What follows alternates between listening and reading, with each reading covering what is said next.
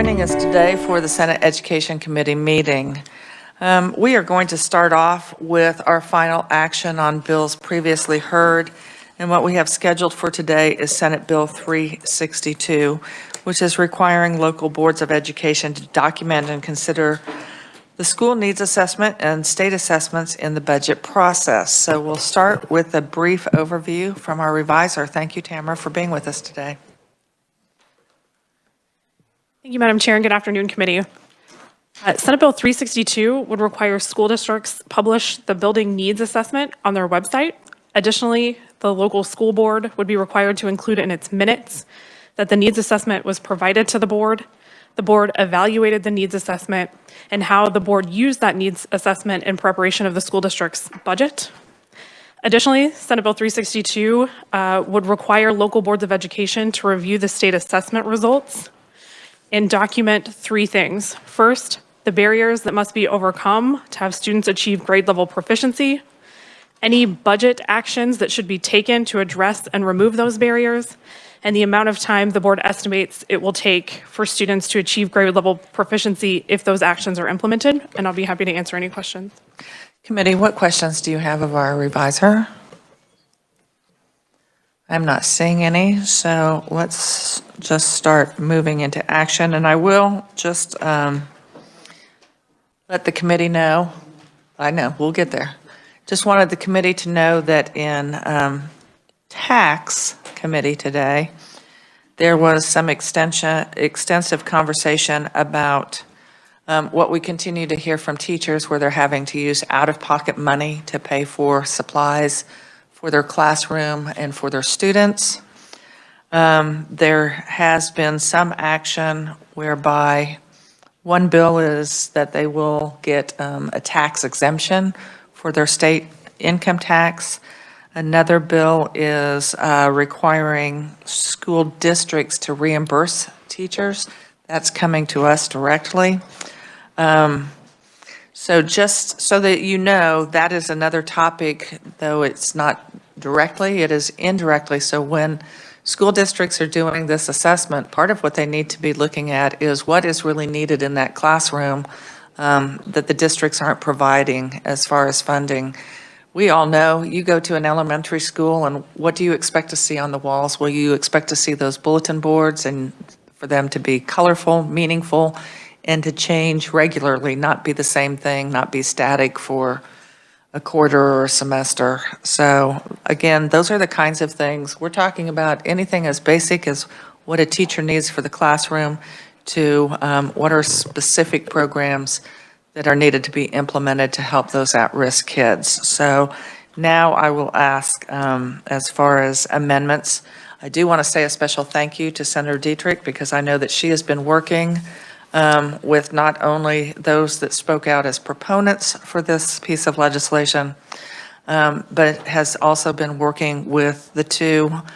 I think you guys were neutral, though it didn't seem very supportive. So, but definitely she's been working with KASB as well as USA to come to that compromise. It seems like up until now we've only seen that for the most part in our public health meetings. So it's great to see some compromise occurring in Senate education. So Senator Dietrich, your amendment, please. Thank you, Madam Chair. I think Tamara has it prepared and ready to hand out to you.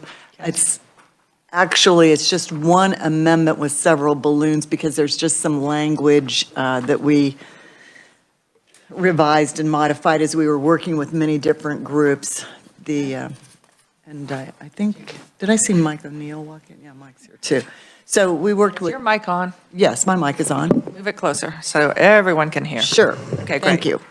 So in front of you, you see, do you want Tamara to go through the balloon or can I explain it to you? You're fine. And Tamara can just correct me if for some reason I skip over something. So one of the things that came to our attention is our language where it said that the board would use the assessments when they're preparing the budget, but actually boards approve the budget. So we changed the word preparing to approving. So that'll be the first balloon that you see in line 13. And then when you go down to line 18, instead of preparation, it's approval. Usually staff prepares the budget, then they present it to the school board and the board then approves it. So it just made it technically correct. So then when you go down to line 23, we all agreed that we're looking at barriers that students need to overcome to be able to achieve. But if you remember, I had questioned each student and the privacy piece there, and in talking to Mr. O'Neill and some others, really, it was really all students. We want all students to achieve at proficiency. And remember, the conversation was, what is proficiency? Well, we've defined it, and KSD has it on their website on one of their charts. When you're looking at level 1, 2, 3, and 4, that proficiency is above level 1 for the grade level academic experience. It sounds like a lot of words, but we all agreed that that's what we were talking about. So the sentence would read, the barriers that must be overcome to have all students achieve proficiency above level 1 for grade level academic expectations on such assessments. And those assessments are state assessments.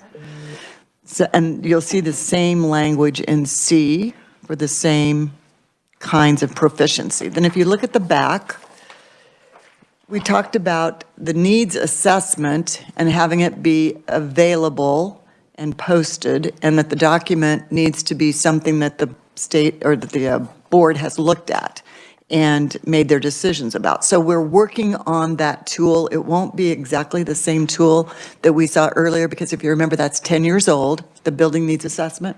So we have a group that's going to meet and work through that assessment here in the next few weeks so that it will be used this spring to be able to develop those budgets. So on the back page, you'll see it says the budgets, the summary of the proposed budget, the needs assessment, and the state assessment documentation shall be on file at the administrative offices of the school district and available on the school district's website. Because in talking to our chair, we were thinking about all the things that you post on a district's website now. You have their budget at a glance, you have their state budget, you have their state assessments. Now we're going to add a document, this building needs assessment. So it should be then very useful and very available for the community to see, and for anyone else who wants to know, how did they build their budget? What were they looking at? What kinds of gaps, achievement gaps, and how did those dollars then get appropriated to be able to close that gap? Okay. Great for the explanation. I like the aspirational of all students. I think that's what we should be working toward. We'll start with Alicia Straub with a question. Thank you, Madam Chair. And I appreciate all students also. What, if anything, does this do for special needs students? Senator Dietrich, did you want to address that? Or who would like to address that? Clarifying. Okay, go ahead. Under Straub, do you mean their proficiency? Can you elaborate what you mean by that? I'll elaborate. So when considering a building needs assessment, I assume that we would include both traditional students when we're referring to all students, but there are also needs for special needs students, and those are probably specific to that those classrooms. So how do they play into this building needs assessment? Well, I think, and correct me if you're thinking something different, but it's for each building in the district. So any of the buildings in the districts that have special needs children that are in a special, either a pull-out program or they stay in one particular area, those all have to be addressed in the building assessment. So those needs would have to be addressed as far as any special program, any special equipment, supplies, materials that they would need. Is that what you're thinking also, Senator Dietrich? Exactly, Madam Chair. That would be in that building needs assessment, because we also got English language learners. So there are many different categories. You've got at-risk, you've got your poverty levels are all a part of that. So it would be in that tool for each building. So they would be an integral part of that. Okay. Other follow-up question? Sorry, I'm just, because of referring to the above level 1 for grade level academic expectations. So some students are not held to grade level academic expectations. Is that then those students are excluded from this part of the bill. Madam Chair, may I weigh in on You that? may. Thank you. So are we talking about special education students again that have IEPs? Those IEPs would take precedence over state assessments. And I think you'll remember from last year with regard to where we had the gentleman, forget his name right now, but came from the University of Kansas, and he talked to us about all of the different adaptive ways in which they accommodate physical as well as developmental needs of students that still are assessed. So I'm sorry, whose hand did I see? Yep. Senator Erickson. Thank you, Madam Chair, and thank you, Senator Dietrich. I do think this is an improvement to the bill. I appreciate that. My question, again, and I know there's a lot of questions around, level 1, it says above level 1 for grade level academic expectations. So are we saying that level 2 would be corresponding to grade level? Go ahead, Senator Dietrich. So, Madam Chair, thank you. I've not heard that happen yet, but go ahead. So we have the chart that Mike O'Neill from Kansas Policy Institute handed out, and we use the language there. Level 1 is not proficient on grade level, so anything level 2 and above. And it says on the chart, at or above academic expectations for grade level, and that's levels 2, 3, and 4. So we just kind of pulled that language from that chart. Okay, thank you very much. Thank you, Madam Chair. Other questions? Senator Sykes, did I see your hand up? No? Okay. Not seeing any other hands, would you like to move your amendment? Thank you, Madam Chair. I would move Senate Bill number 36, or the amendment for Senate Bill number 362. Thank you. Yep. Okay, so do I have a second? Second from Senator Gossage. Committee, we are back on Senate Bill 362. It has been amended. Are there any additional amendments or questions about? Oh, there we go. Okay, we can vote. All those in favor of the amendment, sorry, see, I'm just trying to keep us moving. All those in favor of the amendment, please say aye. Aye. Opposed? The amendment passes. Are there any other questions or discussions on Senate Bill 362 as it's been amended so far?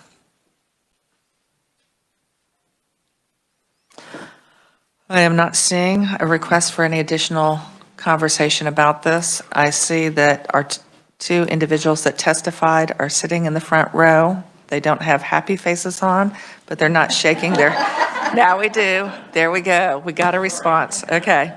I was going to say, but they're not shaking their head no. So do I have a motion for Senate Bill 362? From Senator Gossage.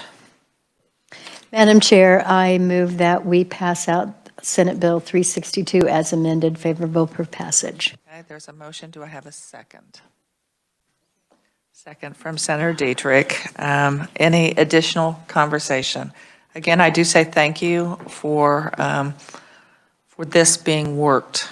I think it will be a good tool for our districts. Look forward to seeing that, especially since we know there was a lot of change with regard to not only leadership from a superintendent standpoint, but from those that are serving on the school boards. So at this time, we have a motion, we have a second. All those in favor of passing out Senate Bill 362 as amended, say aye. Aye. Those opposed? We pass that out unanimously. Thank you so much. Committee, we are now going to transition to a hearing on Senate Bill 499. And Senate Bill 499 is requiring a second student count for virtual school enrollment, increasing certain virtual school state aid amounts, and providing for additional state aid for certain students who transfer to virtual schools. So we will start with an overview by our reviser. Thank you again.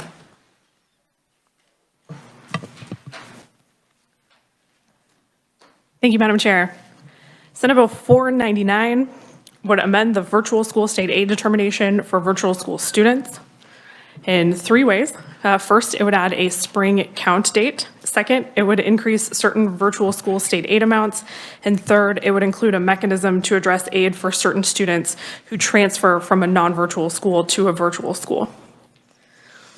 So I will say right off the bat that 499, the changes in this bill are specific to virtual school students who are 19 years of age and under. This bill does not make any changes to the adult virtual student funding. That stays at $709 per course. So now I'll get into the details of those changes that I just mentioned. So currently, virtual school state aid is calculated for students age 19 and under based on the full-time equivalent enrollment of the students on a fall count date in September. So in addition to that existing fall count date, Senate Bill 499 would add a spring count date in February for virtual school students who were not enrolled in the virtual school on that fall count date. So that is the first change in the bill. Secondly, I'll talk about the full-time enrollment state aid. So currently, virtual school state aid for full-time virtual students age 19 and under is $5,000. Senate Bill 499 would increase the amount of virtual school state aid for those students on the fall, who are enrolled on the fall count date from $5,000 to $5,600. And for students who are enrolled in the virtual school on that spring count date, Senate Bill 499 would provide state aid in an amount of $2,800 for those students. And for part-time students, the amount of state aid would increase from the current $1,700 to $2,000. So now I'll address the third component of the bill, which is those transfer students. So Senate Bill 499 would require the state board to determine the number of high school students enrolled in each virtual school who transferred from a non-virtual school in a different school district who meets any of the following criteria.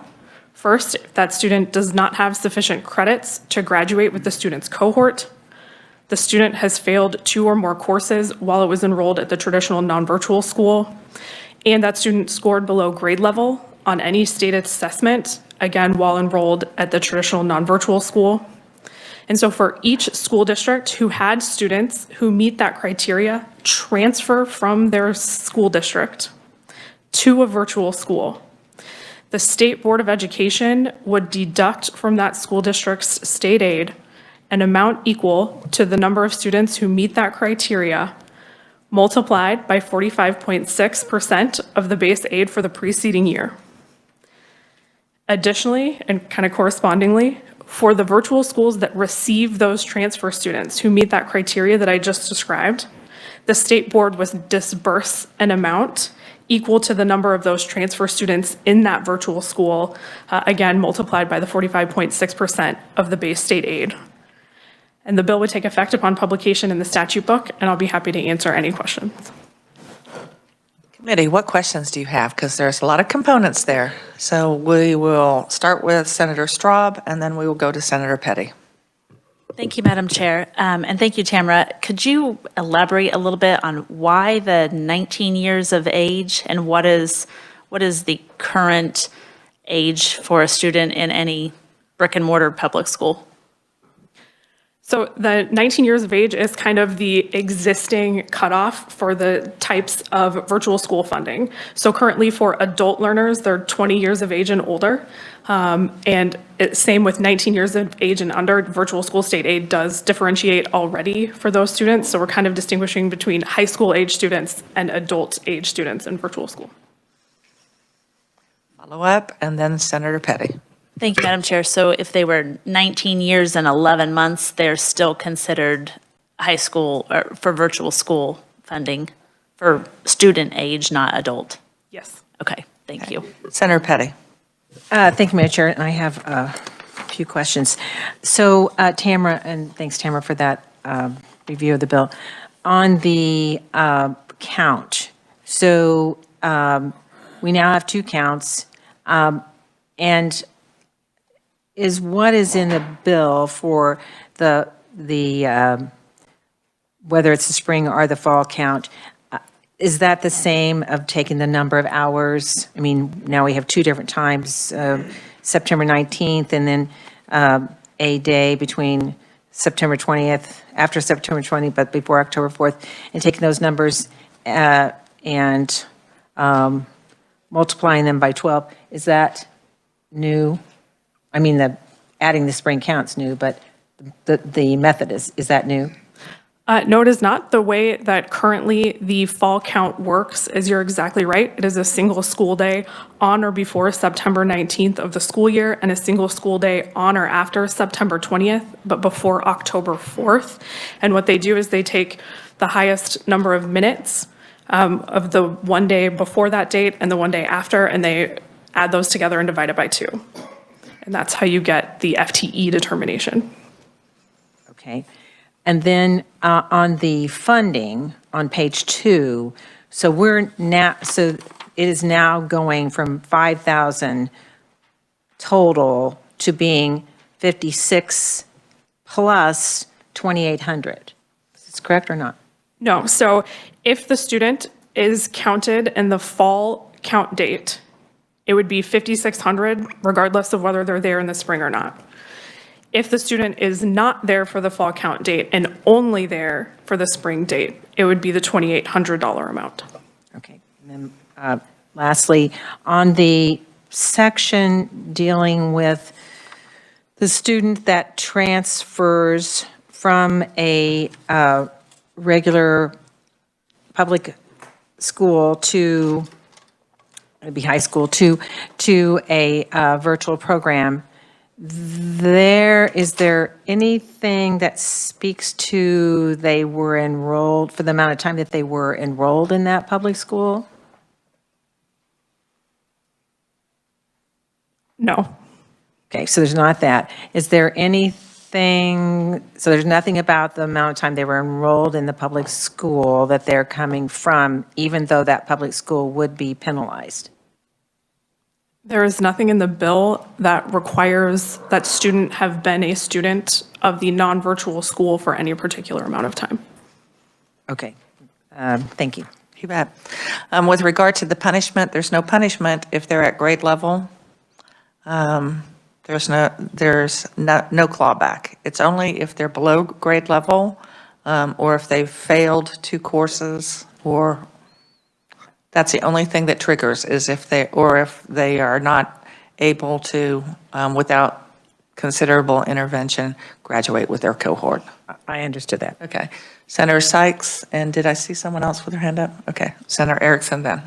Thank you, Madam Chair. And a follow-up question on those transfer students. Does it say they have to, is there any time requirement of when they were not a part of the virtual school? It seems like the intent would be that they had just transferred maybe a year, but I don't see anything in here that's saying that.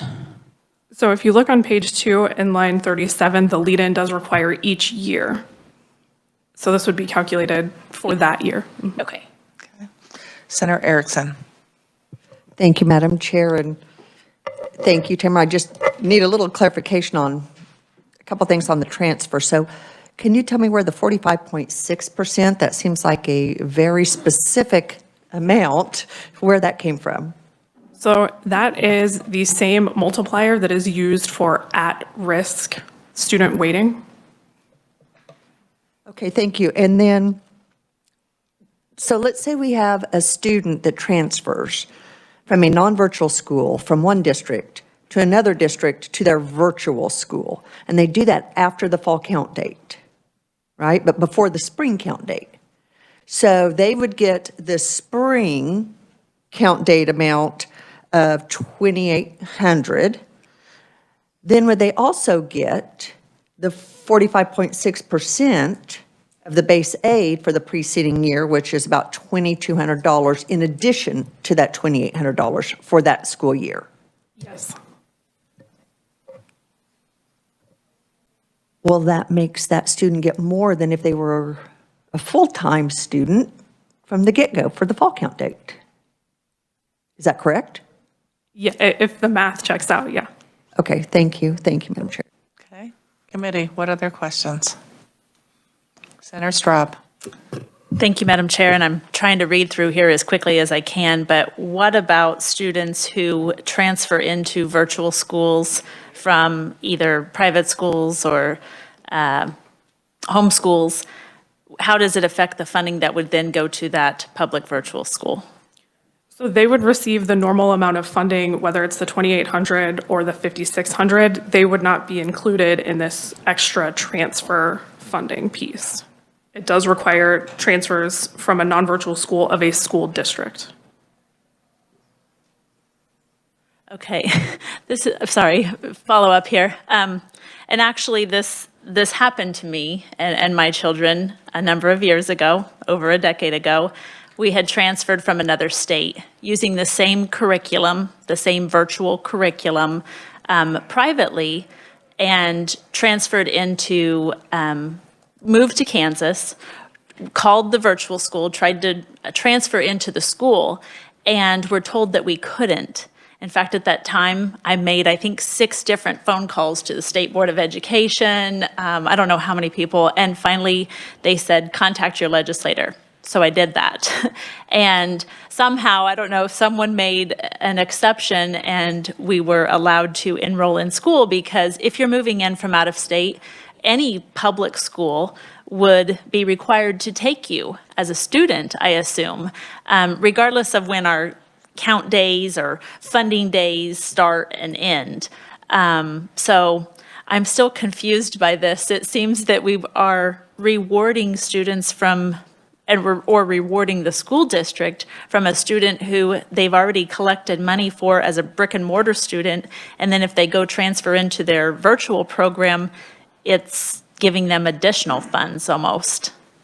I just want to clarify one piece. It does require transferring to a different school district.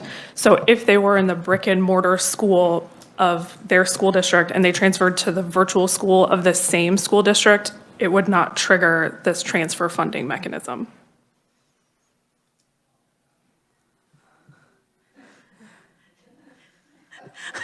I'm sorry, I have a lot of years of experience of dealing with this, and I guess it frustrates me to no end that the initial base aid funding doesn't follow each and every school-age student from the very get-go. And I think we could solve a lot of these problems by having our actual base aid funding follow that student. And if they transfer partway through the year, that funding follows the student. The funding does not follow the school. Thank you. I'm not going to ask the reviser to address that. So, but thank you for that. JG, or the reviser, when was the last time that funding for virtual schools was changed? So it was amended in 2017, but I don't believe the actual funding amounts were changed then. I believe that was with the enactment of the Kansas School Equity Enhancement Act. So prior to that, there were changes in 2015. Okay. So the point is the funding has remained static for now 7 years. The other point, so the question about students transferring in after the start of the school year, after the count date, that fall count date, the virtual school receives no funding. No funding until the following year. Is that correct? Under current law, yes, but with the spring count date, they would be counted with the spring if this bill were to pass as. Correct. Yes. So we have a lot of virtual schools that will not take students after that count date simply because it's zero funding whatsoever. Thank you for that, for our reviser. We are going to start with our proponents that are here in person. First up, we have Joe Sailors. He's the school leader for the Kansas Connections Academy. Joe, welcome to our committee today. Thank you, Madam Chair. Thank you all for giving me this opportunity to be here today. I really appreciate having this chance to speak with everyone. So first of all, my name again is Joe Sailors. I'm the principal at Kansas Connections Academy. After 21 years of public brick and mortar service to our state, I transitioned in 2019 to Connections Academy with no idea that in March of 2020, we would all of a sudden be in the midst of a pandemic and then transition into the next year with triple enrollment in the fall, which literally happened in the matter of July and August. So it's been an interesting 2.5 years. And so knowing little at that point about virtual education as a lifetime brick and mortar administrator and teacher, I had a lot to learn about virtual education, and what I found out was quite astonishing. And so what I have to say is I've seen very incredible educational opportunities for kids. I saw that at a time in crisis, we were able to, as an organization, I also have a third grade daughter, not a third grade daughter, I have a daughter who's a third grade teacher in the Newton School District. So side by side, we were working through pandemic times together and watching her do virtual in her world. And while we were able to provide a consistent platform for our families, we got to do some pretty incredible things with very little disruption to the lives of our operations. And so as we've grown, I believe that will stay true. I believe that growth was initiated by the pandemic. And now I believe that once families have had that opportunity to spend the time in virtual schools, and in the second year, that growth has stayed the same. Especially the growth we've seen has been primarily in the elementary grades. Traditionally, we were 70% secondary and 30% elementary, and now we've seen that become about 50-50. So our elementary families are taking the opportunity to spend that time together and learn alongside one another. And I think that's been one of the most impressive things that I've seen is how the families have been committed to the learning and the education of their kids. So something that excites me about this bill specifically is with that growth also requires growth in terms of what we want to provide. As the state moves towards pushing for different initiatives, and especially dyslexia, and one of our top priorities is how do we address reading deficiencies in our kids, dyslexia specifically. And what we've seen this year as we've gone through our benchmark results is that in our kindergarten, first and second grade, we have between 50 and 60 students that would require our highest level of intervention. And so what that intervention would look like is 4 to 5 students, 45 minutes a day, minimum synchronous contact is what we would like to have happen with those students, in addition to the regular reading ELA instruction they're getting from their regular teacher. So at 45 minutes a day, that 50 to 60 kids, that's 10 to 12 groups all of a sudden, and so what we have is someone spending their entire day doing that. And so what we hope to do with those increased funds would be hiring a reading interventionist. And that's just looking at K2. We haven't even been able to tap into what we could do third grade and higher. That's just the need for our kindergarten, first and second graders. And so additionally, we would love to be able to add another counselor with those additional funds, simply because the mental health needs have increased in our students over the last 2 years, and the support that our families need from them has been a big deal. So something else that I'm thinking that was coming to me as I was hearing questions too, we are on a fixed curriculum at KCA. So transition is very minimal in our building. So when I thinking about how this impacts us in terms of second semester, the 45%, that is a fairly minimal impact on our school. We do have a handful of kids that start second semester. That's generally siblings of kids that have been there and are successful. Maybe some students who were with us went back to brick and mortar and decided after a semester they wanted to come back and join us. So that second semester is very minimal. However, currently, as Madam Chair said, we get no funding for that. There is no funding for those second semester kids, so we take them because it's the right thing to do, and we want to provide an education for them. So I think this is something that I think is long overdue. I do think that the funding needs to be equitable and a little more and more fair for virtual students. These are Kansas kids. These are Kansas families. These are Kansas teachers. And we want to make sure that we're providing the best education that we possibly can for our students. So I'd be happy to answer any questions that I can at this point. Thank you very much. We will have our other proponent testimony, and then we will go into questions. So thank you so much. Next up, we have Cassandra Barton. She is the Insight School of Kansas and the Kansas Virtual Academy Head of School. So thank you for being here today, Cassandra. Good afternoon, Madam Chairwoman and members of the committee. I am Cassandra Barton. I serve as head of school with Insight School of Kansas and Kansas Virtual Academy. I appreciate the opportunity to speak today in support of Senate Bill 499, and I thank the chairwoman for bringing this bill to committee. This bill, we believe, makes a strong effort to provide supports to our program that would allow us to better serve our students and fund virtual schools as intended by the legislature several years ago. As you know, the funding for the virtual students has been stagnant since 2015, and a full-time virtual student receives $5,000 flat funding. Virtual students receive no additional weightings whatsoever, as they would if they were brick and mortar students.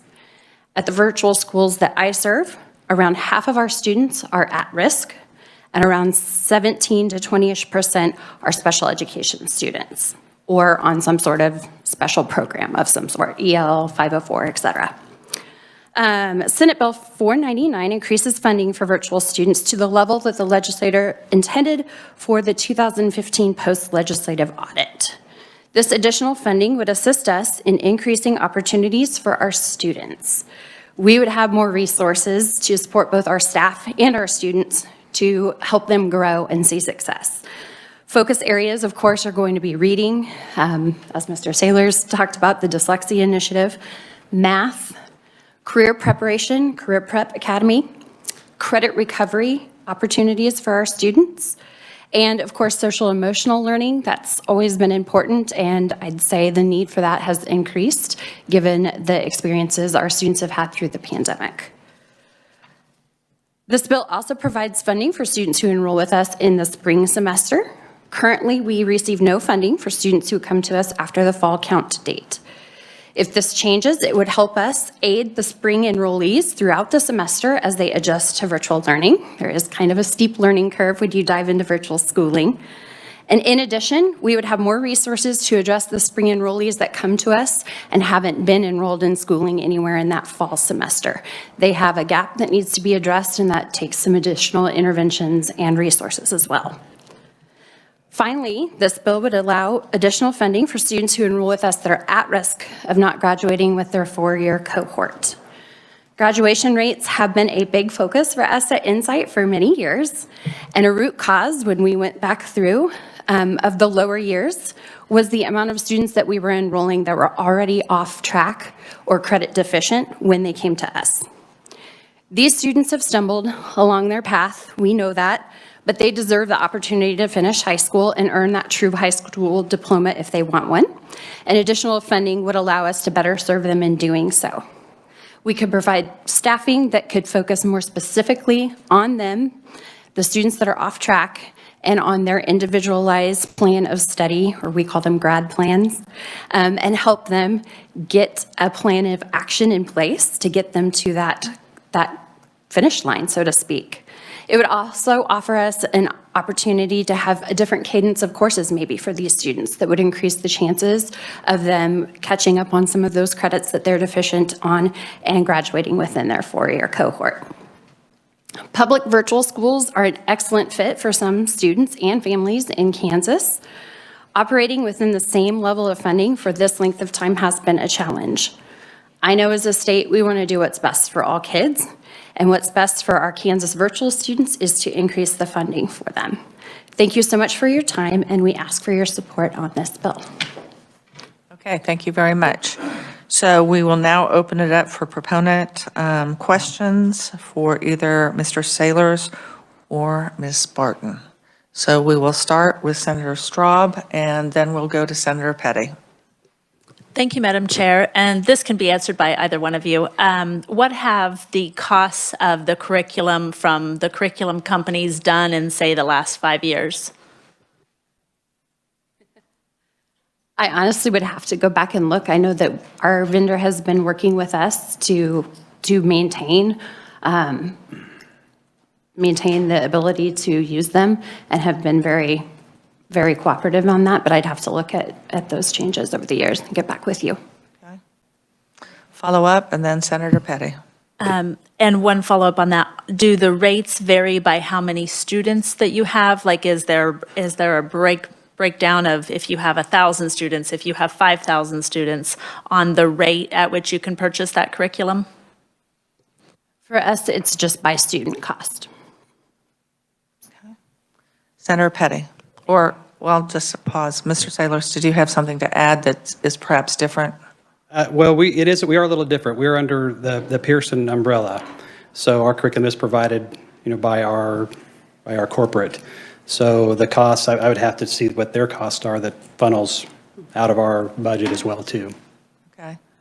And you might provide us, so follow-up information, make sure that you send it to our committee assistant, but share with us what the breakout is. What are you paying for faculty members versus what's the breakdown of compensation versus what you have for your curriculum? Okay. Senator Petty. Thank you, Madam Chair. I have a couple of questions. And thanks for both of you being up there. Mr. Sailors, so is Pearson Online, is that a for-profit company? Yes. And I guess the same question, is Insight School of Kansas, is that a for-profit company as well? No, we are 2 virtual schools in the Spring Hill School District. They are managed by Stride, but they are public schools in the state of Kansas. Okay, thanks. Yeah. And Mr. Sailors, in your testimony, you mentioned cost for testing, and you were mentioning that that these are not costs that public schools would incur to do their testing, to do the state testing. Correct. But So we're required to do in-person testing. And so what that means for us is that we have to have 13 sites across the state that we have to then pay for those sites. None of those sites are big enough or have enough laptops or computers for us to use. So then we have a company that we rent laptops from and any equipment that we're going to need. We also then, all of our staff have to travel to those places, which is rental cars and transportation and food and all of those costs associated with that. So. those are brick and mortar costs as well, because they're in brick and mortar locations and they have to provide all the same things. So you're not being held to any different standard than any of our brick and mortar locations. In terms of standard, no. Yeah, just the brick and mortar would already have their own facility to use that we don't have. That would be the difference, because that's already within their costs. And that would be the same for you as yours, shake your head. Thank you very much.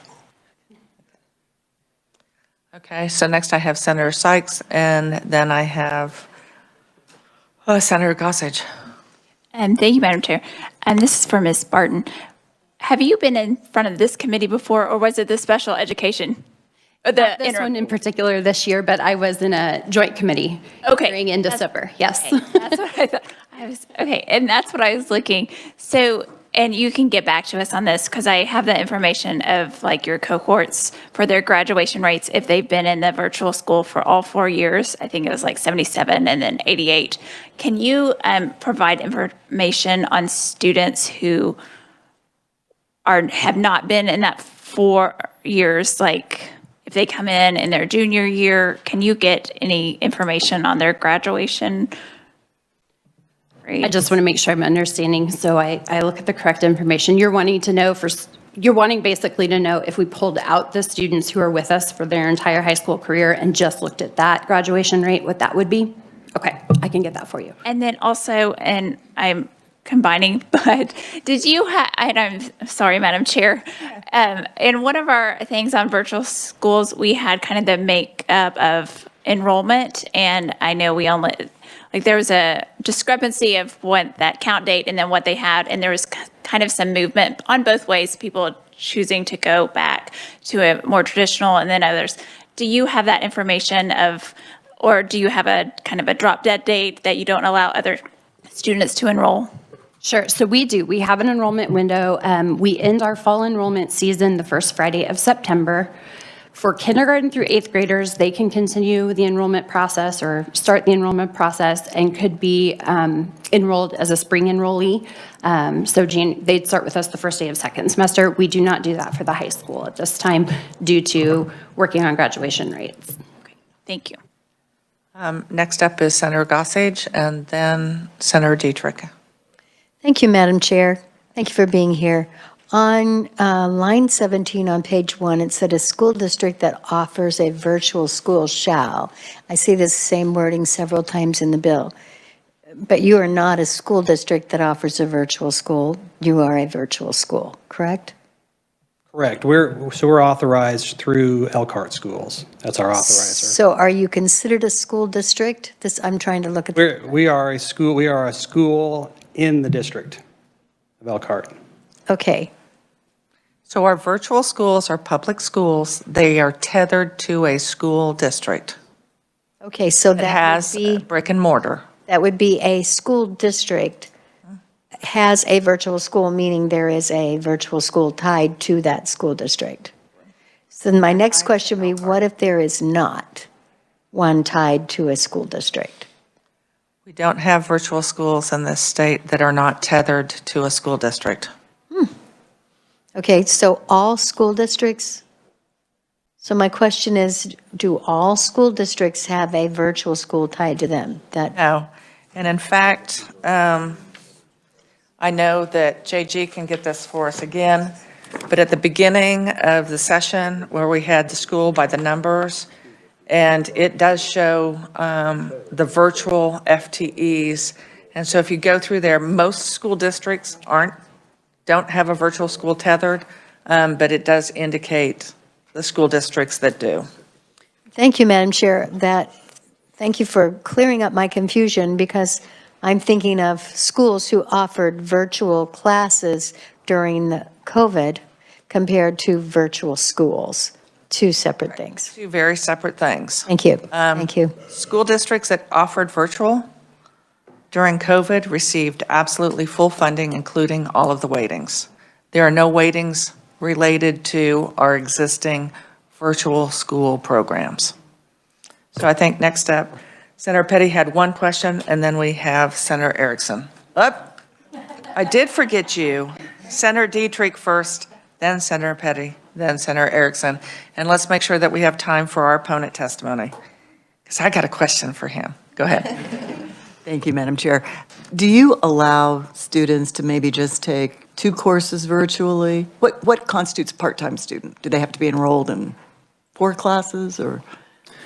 Well, we have all varieties. All of our kindergartners, for example, are part-time. They're considered part-time. We have several students that are duly enrolled with their local district so that they can participate in athletics or fine arts. And then we have a number of college students that are taking college courses as well that are concurrently enrolled. So if someone's duly enrolled, how are they funded? They are funded part-time. Okay. So it's hard, that's a formula for that, but that starts at the 1,700 but goes down from there. Thank you. So Senator Petty, are you ready to ask your question? Sorry. This is a follow-up. Both of them is for Cassandra. Cassandra, you had mentioned, the question got asked earlier about enrollment, and so I just want to follow up. Did you say that high schoolers can only enroll in the fall and not after that? Yes, at this time. And when you also gave us information in your testimony about tracking graduation rates, and I think there was a question along that from Senator Sykes, but do you also do you get the information, or do you notice when you get the records from students that are coming in, how many other locations they've been at before they came to you? Or do you just look back at the last one? We start with the last one. And for high school kiddos, that would be looking at their transcript. Typically, that should, in theory, include any credits they've earned in any other locations, but we find that it doesn't always. And so sometimes we have to go back to the school before that, depending on just kind of how transient the student has been. So for the most part, it's pretty easy to look at the transcript and know, but there are some that you have to dig a little deeper. Thank you. Senator Erickson. Thank you, Madam Chair. Quickly, and this is for either one of you. So brick and mortar schools they might lose students during the school year, they might gain students in this school year. And so therefore, we just kind of think it evens out. You might lose some, you might gain some. So do you tend to lose students throughout the school year in the same type of manner that a brick and mortar would? We lose kids throughout the school year, yes. I don't know at the same rate, but yes, we have students we lose students throughout the year. So Yes. some years you may be up or down, depending like any other school. Is that fair? And my last question is, I hear a lot about, funding hasn't increased. What I would like to know is there any anecdotal or any data that would show that increased funding would improve student outcomes and achievement, not just resources for students, but actually improve student outcomes? Thank you, Madam Chair. I don't have any research or anything, obviously, since our funding's been stagnant. I don't have anything that shows if we did this and then this occurred. We could get some and of course report back, but I don't have anything at this time. Thank you, Madam Chair. Thank you. Okay, thank you very much. We're going to stop questions and we're going to move to opponent in person. We have Mark Tallman, Executive Director, Kansas Association of School Boards. I will draw your attention that we have written-only testimony from Dina Horst and Ben Jones, legislative liaisons of the Kansas State School Board. So, Mr. Tallman, thank you for being here today. Thank you, Madam Chair. You have my testimony. You certainly can read it. I'm happy to go through it. But if, Madam Chair, you indicated you had a question for me, I'm happy to start there if you'd rather. I know your time is limited. I'm happy to start there. I'm looking, and so committee, you can join me. I'm looking at your fourth paragraph. You said, we would also note there is no defined, quote, grade level score on the state assessments. So, can you imagine why that's troubling to me? That there is no defined grade level score on the state assessments, because in the bill that we just passed out of committee, we're talking about level 1 being below grade level, and level 2 is what's the beginning of grade level. So are we to believe that level 1 is below grade level and level 2 is where we are first meeting grade level for kids? What I would simply indicate in that is that the decision you made in the previous bill, if you were to advance this bill, we think you should use the same definition. Okay. And that's one of the things that we've certainly talked to the reviser, that we better spell out that it's the level 1. Correct. Okay. Any other concerns that you have? I would just note two things. As you've heard, all virtual schools are part of a school district. Not all school districts have virtual schools. Our membership, therefore, all virtual schools are sort of represented in KASB indirectly, but it's a small number. So we don't really have a lot of specific positions on virtual schools. I would just say I think it certainly makes sense to look at a cost adjustment, because that hasn't been done in many years. We are concerned, I think, although we've not specifically talked to our members, about the idea that districts would lose funding in certain cases to put the additional funding in this purpose. That's the primary reason we're appearing as opponents, simply because we're concerned about that. I can go into that in more detail if you like. So when you say lose funding, are you talking specifically about the roughly 1/2 of base aid that would occur the year following? Yes. Okay, so your position is, even though the student is no longer in that district, is not needing remedial work or assistance, because clearly they would need remedial because they don't have sufficient credits to graduate, they failed 2 or more courses, or they've scored below grade level. So additional services would be needed for that child. And again, this is only high school. The clawback only occurs for a high school student that shows up at a virtual that is already deficient, that is not on track for graduation. So the funds for that weighting, for the base aid, et cetera, still go to the school district, but the only thing that would occur would be half of the base aid would go to the virtual school. So I may not understand your questioning the intent of the bill, but as I would understand it, because weightings occur in the current year, if the student had transferred into this school, into a virtual school, they would not, the weighting that child would receive would not go to the original district because the student would no longer be there for that budget year. So I guess, at least as I was understanding it, maybe incorrectly, that would be clawed back. And our concern, I think I can state for our members, we don't think that would be appropriate. We're not trying to keep more than we would normally get, but it seems like this would be a penalty that, at least in part, the district couldn't control. And that's why I'm raising that point. Okay. And to me, a ninth grade student is either failing several courses or is below grade level on a state assessment, or they're not on track to graduate. So their 10th grade, they leave the face-to-face brick and mortar and they go to a virtual. The school district that's brick and mortar still has them as a head count because they were counted in fall semester, and that carries forward. The clawback only occurs the year after the child begins the virtual. So the school districts are taking the position they're in opposition of losing half of base aid on a student that they still get to count as head count.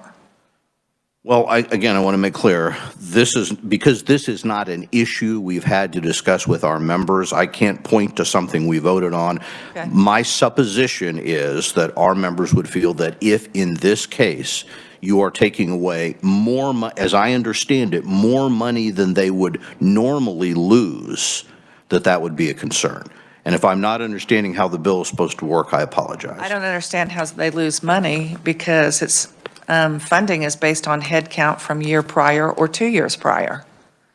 So that student has already left, but they counted in head count for the brick and mortar. They did count for the weighting, but then a portion of that the district would lose.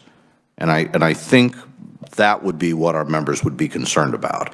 So but again, if I don't understand how the mechanics of the bill, I'm just going as I understand it. We'll keep working to make sure everyone understands the mechanics so that we can come up with appropriate amendments. Committee, we are out of time. I do appreciate, any other committee members that want to ask Mr. Tomlin a question? I apologize. I just took all of that time. I was happy to step away. I did see you smile again. So I'm not seeing any other hands. Committee, we are going to go ahead and close this hearing. I have requested that my request is that this bill be blessed. We know that we have a virtual school bill that went out of committee on the House side. So if that should get passed on the House side, it will come over. So the questions about this particular bill, especially, should we perhaps stair-step that increase in funding to bring it up to date from 7 years ago? If a majority of funding is going toward paying instructors, I'm not certain how, if the funding has been static, how our instructors at our virtuals have ever gotten a raise in the last 7 years. So I would like to hear from our virtual schools what those pay increases have been compared to what our public school districts have received. I'm assuming they haven't received incentive bonuses for staying on, which we know some school districts have continued. Committee, as you have additional questions, be sure to reach out to at least those that testified today and start working on your amendments. Not only is the hearing closed, but